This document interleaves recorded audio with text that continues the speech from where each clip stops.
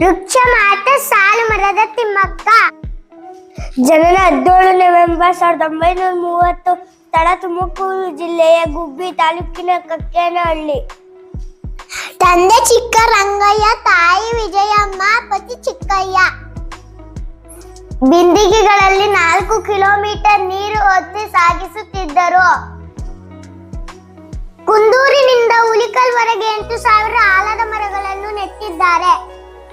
ಇವರಿಗೆ ಸಂದ ಪ್ರಶಸ್ತಿಗಳು: ನಾಡೋಜ ಪ್ರಶಸ್ತಿ, ಕರ್ನಾಟಕ ಕಲ್ಪವಲ್ಲಿ ಪ್ರಶಸ್ತಿ, ರಾಷ್ಟ್ರೀಯ ನಾಗರಿಕ ಪ್ರಶಸ್ತಿ, ಗ್ರೀನ್ ಚಾಂಪಿಯನ್ ಪ್ರಶಸ್ತಿ, ಕರ್ನಾಟಕ ರಾಜ್ಯೋತ್ಸವ ಪ್ರಶಸ್ತಿ, ಪದ್ಮಶ್ರೀ ಪ್ರಶಸ್ತಿ, ಮಹಿಳಾ ರತ್ನ ಪ್ರಶಸ್ತಿ, ಇಂದಿರಾ ಪ್ರಿಯದರ್ಶಿನಿ ಪ್ರಶಸ್ತಿ, ವನಮಾತೆ ಪ್ರಶಸ್ತಿ, ಪಂಪಾವತಿ ಪರಿಸರ ಪ್ರಶಸ್ತಿ, ಗೌರವ ಡಾಕ್ಟರೇಟ್.